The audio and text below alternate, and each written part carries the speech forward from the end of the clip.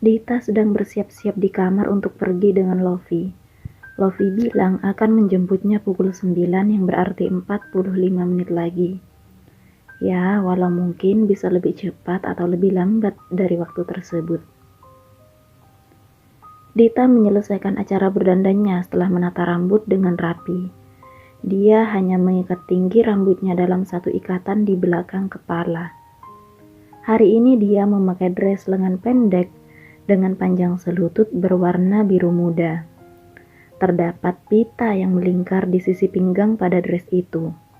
Untuk sepatu, Dita hanya mengenakan sneakers berwarna putih bergaris biru. Tinggal sarapan lalu menunggu Lofi. Pikir Dita senang.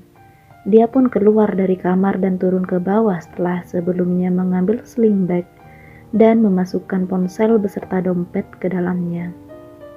Bibi ada di meja makan, tampak hampir selesai menyiapkan sarapannya. "Udah siap, Bi?" tanya Dita yang sudah duduk di kursi makan dan meletakkan tasnya di kursi lain. "Sudah, Non. Makan yang banyak. Non makan bukan untuk satu orang lagi, tapi dua." Dita tertawa kecil lalu mengangguk. Dia mencegah Bibi yang hendak pergi dan mengajaknya sarapan bersama karena sepertinya akan lebih menyenangkan jika ada teman di meja makan itu. Bibi yang semula menolak pun menerima ajakan Dita karena dia mengancam tak mau makan bila sendirian. Baru menelan suapan ketiga, ponselnya membunyikan notifikasi pesan luring. Dita mengambil benda pipih multifungsi tersebut. Dia pikir pasti Lofi yang menghubunginya. Ternyata bukan.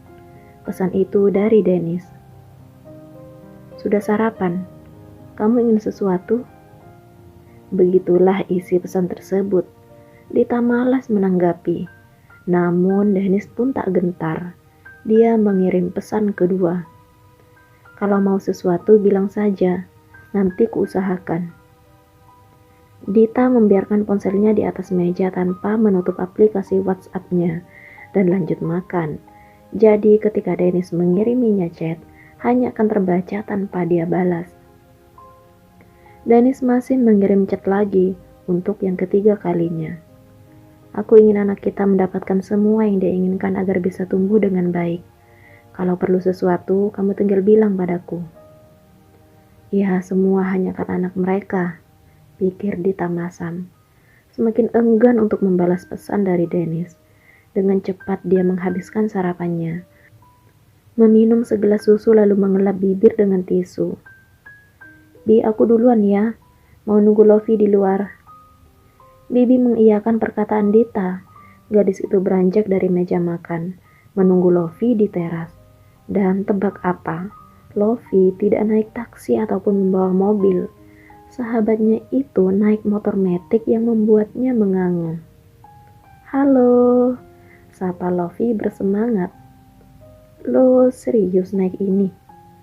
Lofi dengan helm bogo berwarna hitamnya mengangguk dengan tatapan yang mengisyaratkan. "Kenapa enggak? Ini asyik loh." "Tapi gue kan..." Dita mengangkat sedikit dressnya, menunjukkan pada Lofi bahwa mungkin dirinya tak naik motor. "Udah gak apa-apa, bisa kok itu. Nih." Lofi menyodorkan helm juga untuk Dita. Dita terpaksa menerima helm itu lalu naik ke boncengan Lofi. "Pelan-pelan ya." Lofi pun mencibir. "Dih, kayak emak-emak aja lo." Emang calon emak-emak. Segera saja Lofi menoleh sampai bagian depan helmnya membentur helm Dita. Dita lekas memprotes. "Maksud?" Dita menghela napas jengkel. "Udah jalan, nanti gue jelasin." Lofi manggut-manggut. Dia lekas melajukan motornya meninggalkan kediaman Dita. Tepat ketika motor Lofi keluar dari gerbang rumah Dita dan Pak Satpam menutup kembali gerbang tersebut, Dennis datang dari arah sebaliknya. Lelaki itu melihat Dita pergi di bonceng Lofi. Dia yang tadinya akan berbelok ke rumah Dita pun mengurungkan niat dan mengikuti arah perginya Dita dan Lofi. Sedikit kesal juga karena Dita yang sedang hamil muda malah naik motor. Bukannya lebay, Dia hanya khawatir. Rupanya Dita dan Lofi pergi ke sebuah kafe yang tak jauh juga dari rumah Dita. Keduanya masuk ke tempat itu tanpa satupun yang sadar bahwa Dennis mengikuti mereka dan duduk di meja lain dengan jarak yang tak cukup jauh. "Lo mau apa, Dit?" tanya Lofi sesaat setelah mereka duduk. "Cemilan terserah lo deh, tapi gue mau jus wortel ya." Lofi menyebutkan pesanan mereka kepada waitress. "So?" tanyanya kemudian. Dita mengangkat kedua alisnya tak mengerti. Mereka baru saja duduk di sana dan belum membuka topik apapun. Dia tak paham dengan apa yang ingin Lofi ketahui. "Gue penasaran deh, Dit. Lo sakit apa sih kemarin? Lihat aja, lo sehat tuh sekarang dan gak kurang satu apapun." Masalah itu. Rupanya Lofi benar-benar penasaran. Pun Dita tak ada niat untuk menyembunyikannya dari Lofi. Jadi dengan gamblang dia berkata, "Gue gak sakit sih, kata dokter efek hamil muda." Lofi cengeng seketika, memberi Dita tatapan melongo tak percaya. Namun Dita malah santai saja membalas pandangan sahabatnya tersebut. "Lu serius?" Dita mengangguk. "Aneh ya?" "Ya enggak sih, cuma..." Lofi menggaruk pelipisnya. "Tidak aneh sih, hanya mengejutkan saja. Di tengah perkara rumah tangga yang belum selesai, Dita hamil." "Terus gimana?" lanjut Lofi kembali bertanya. Dita tak langsung menjawab karena waitress datang mengantarkan pesanan mereka. "Gimana, Dit?" desak Lofi. "Gimana apanya?" Lofi menghela napas. Dia memandang heran pada Dita yang menyeruput jus wortelnya tanpa beban. Ini memang bukan masalahnya. Tapi ayolah, sahabatnya hamil dan rumah tangganya sedang tidak baik-baik saja. "Lo beneran mau cerai?" Dita terdiam sejenak, lalu mengangguk. "Serius?" Lofi memastikan dengan ragu. "Gue gak punya pilihan lain kan?" Menghela napas berat, Lofi duduk dengan gusar kemudian memfokuskan pembicaraan mereka.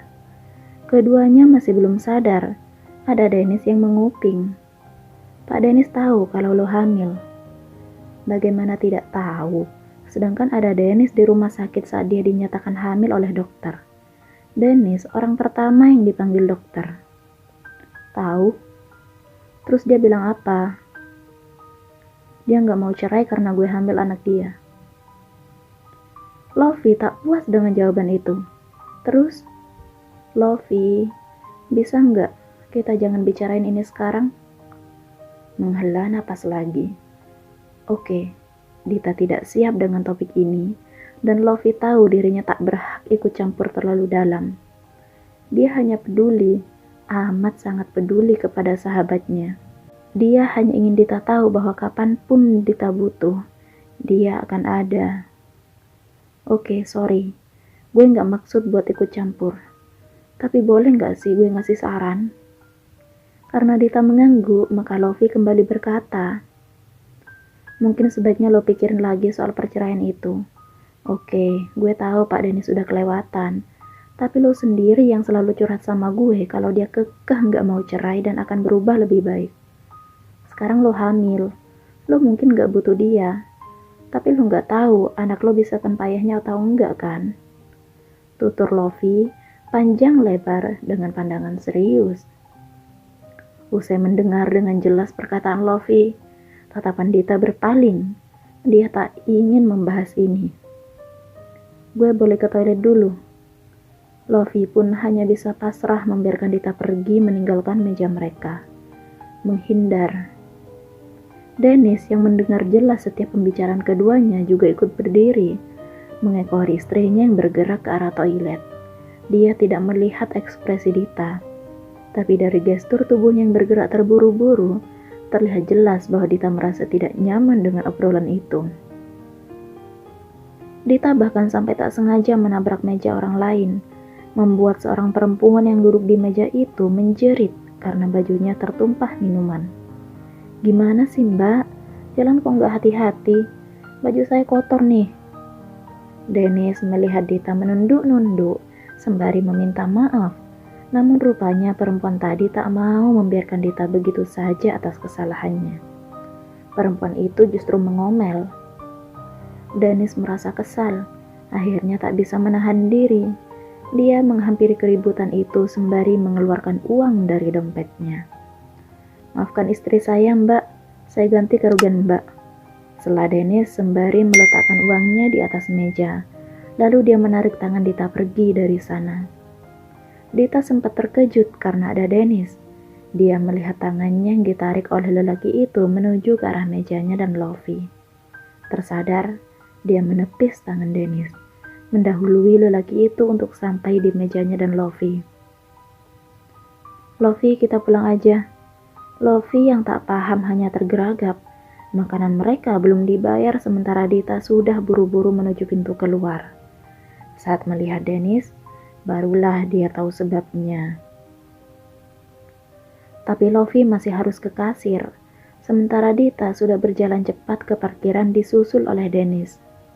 Dita tunggu. Dennis mencegah Dita. Dita membuang napas kasar dan berbalik menghadap Dennis. Thanks, tapi aku nggak minta kamu untuk bantu aku, oke? Ya, aku paham. Dan please kasih aku ruang, bisa nggak?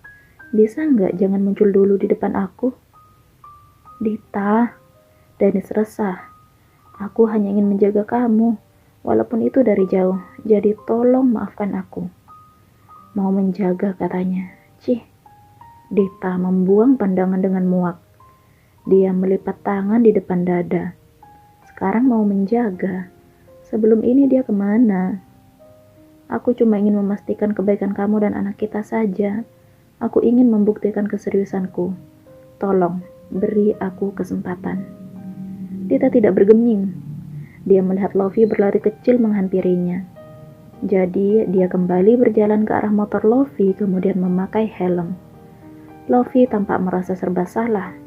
Tapi gadis itu tak berkata apapun dan hanya membawa Dita pergi dari sana dengan motornya, meninggalkan Dennis yang hanya bisa diam memandang kepergian mereka. Dan bisa ditebak, di boncengan Lovie, Dita tak bisa menahan emosinya. Gadis itu berteriak di jalanan seperti orang gila. Dita masih tak sekuat yang dia perlihatkan. Walau kali ini dia tak menangis, tapi perbuatannya menjelaskan bahwa dia belum bisa menerima segalanya dengan mudah. Lovie membiarkan Dita melakukan apapun. Ya, meski merasa sedikit malu karena beberapa kali orang menoleh kepada mereka. Mungkin puas berteriak menumpahkan emosinya. Dita kemudian diam 1000 bahasa. Dit, lo oke? Lovie melirik Dita di spion. Gue capek. Kenapa nggak ada yang ngerti sih kalau gue capek? Gue juga nggak mau ini terjadi. Siapa sih yang mau pisah? Tapi gue nggak punya pilihan lain. Dia sendiri yang bikin ini terjadi. Gue cuma ngikutin alurnya. Apa gue salah? Lovie memelankan laju sepeda motornya agar mereka sama-sama saling mendengar. Kenapa selalu gue yang didesak? Seolah-olah masalahnya ada di gue. Gue harus gimana sih, Lovie? Tenang, jawab Lovie spontan. Yang pertama harus lo lakuin sekarang, lo harus tenang. Jangan mengambil keputusan saat lo lagi emosi. Iya, lo pikir aja coba gimana gue gak emosi. Dia selingkuh jelas di depan mata gue. Ketika gue ngasih dia ruang buat balikan sama mantannya, dia malah melakukan yang sebaliknya. Lalu dengan seenak hati tetap ngerusuhin hidup gue. Akhirnya Lovie menepi, karena tak baik bagi mereka untuk berbicara saat berkendara. Lovie bisa kehilangan konsentrasi. Dia tak mau mereka celaka hanya karena fokus menyetirnya buyar.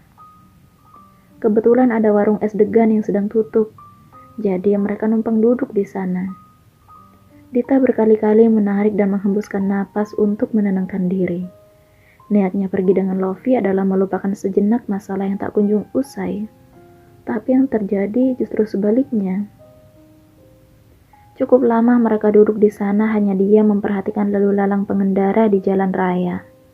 Lofi sengaja tak membuka percakapan, sebab dia tahu sahabat yang duduk di sebelahnya kini hanya butuh diam setelah meluapkan emosinya tadi. Prihatin, itulah yang Lofi rasakan. Dia ingin membantu, tapi tak tahu bantuan seperti apa yang bisa meringankan beban Dita. Kalau saja Dita tak menikah dengan lelaki itu, mungkin Dita masih akan ceria hingga saat ini. Namun semua sudah terjadi. Lofi ingin menyalahkan Dennis pun sudah tak perlu lagi, karena itu tak akan mengubah apapun. Udah tenang, tanya Lofi memastikan sebab melihat deru napas Dita sudah berangsur normal. Lo mau cerita apa yang ada di pikiran lo sekarang? Lofi bertanya lagi, kali ini dengan nada hati-hati. Takut Dita merasa tak nyaman. Tatapan Dita menerawang. Walau lurus ke depan, Lofi tahu sahabatnya itu tak memperhatikan apapun. Justru sibuk dengan angannya. Lo tahu kenapa akhirnya dulu gue minta pulang? Karena gue mau dia bahagia. Gue ngasih kesempatan itu kepada mereka. Secinta apapun, seingin apapun gue mempertahankan rumah tangga. Tapi kalau hatinya bukan untuk gue, apalagi yang bisa gue lakukan selain mengalah? Lengan Lofi terulur melalui pundak Dita untuk merangkul gadis itu. Dita tak menangis, bahkan terlihat tegar saat ini. Lo hebat, Dit. Lo kuat dan pasti akan selalu kuat untuk hadapi ini semua. Gue yakin itu. Dita mengangguk dan tersenyum tipis. Sekarang gue bingung. Mediasi yang pertama gagal. Kami gak menemukan kesepakatan itu. Gue kekeh pisah, sedangkan dia gak mau. Dia mau gue ngasih kesempatan buat dia. Gue harus gimana? Emang kesempatan kayak apa yang dia mau? Sorry gue nanya ini. Gue cuma pengen lo mandang dengan luas biar lo bisa memutuskan dengan baik. Jauh sebelum mediasi pertama itu, dia udah usaha terus untuk minta maaf dan minta kesempatan sama gue. Dia tahu dia salah dan menyesal udah nyakitin gue. Ya, tapi lo tahu kan gimana gue? Ya, Lofi tahu betul bagaimana Dita. Kalau merah ya merah, putih ya putih. Sulit untuk diubah keputusannya kecuali memang ada hal yang mendesak. Gue gak mau. Oke, gue bisa maafin dia. Tapi kesempatan gak bisa gue berikan. Gue takut semuanya terulang dengan lebih parah. Karena kalau itu terjadi, gue gak tahu apa gue bisa kuat kayak sekarang. Mama mertua gue bahkan sampai nemuin gue karena masalah ini. Lantas Dita bercerita panjang lebar mengenai pembicaraannya dengan Rianti. Dia butuh teman curhat dan Lofi adalah yang dia percaya. Bukan dia tak percaya dengan orang tuanya sebab tak mencurahkan isi hati kepada mereka. Hanya saja, kadang seseorang merasa lebih nyambung dengan teman sebaya. Kalau dari cerita lo ya, menurut gue, Pak Dennis sudah mulai membuktikan kalau dia benar-benar menyesal. Bukannya gue mau bela dia, tapi coba aja lo perhatikan lebih detail lagi. Kita berdua tahu gimana dinginnya Pak Dennis kan? Kalau dia udah berubah sampai-sampai selalu ngejar dan berusaha untuk lo, berarti dia serius. Apalagi lo bilang gak ada hari tanpa dia ngubungin lo. Dan dari pandangan gue sih, dia benar-benar gak mau kehilangan lo. Apalagi lo lagi hamil anak kalian, ucap Lofi panjang lebar. Dia sekekeh itu karena anak yang gue kandung ini bukan untuk gue. Serius lo mikir gitu? Bukannya baru aja lo bilang kalau dia berusaha meluruskan semuanya jauh sebelum mediasi pertama kalian. Dita mendesah keras. Jadi menurut lo gue harus kasih dia kesempatan. Kalau lo belum yakin tentang seseorang, lo bisa perhatikan usahanya. Lo bisa tahu gimana orang itu kalau lo benar-benar dekat dengan dia. Gini, contohnya aja kita berdua. Lo paling tahu gimana gue karena kita bareng terus. Kita deket banget. Kalau nggak gitu, lo cuma akan menilai gue dari luar. Dari pendapat orang, ya nggak sih? Dapat nggak poin yang gue maksud? Dita mengangguk pertanda dia paham dengan yang dimaksud oleh Lofi. Tapi apa iya dia harus memberikan kesempatan itu kepada Dennis? Lo punya hak penuh di sini, Dit. lo bisa memberi Pak Dennis ultimatum sebelum lo ngasih dia kesempatan. Entahlah, Dita akan memikirkannya lagi. Dia tak mau membuat keputusan sekarang. Dia lelah dan butuh istirahat. Bukan dirinya saja yang harus dia perhatikan saat ini, tapi calon anak yang dikandungnya juga.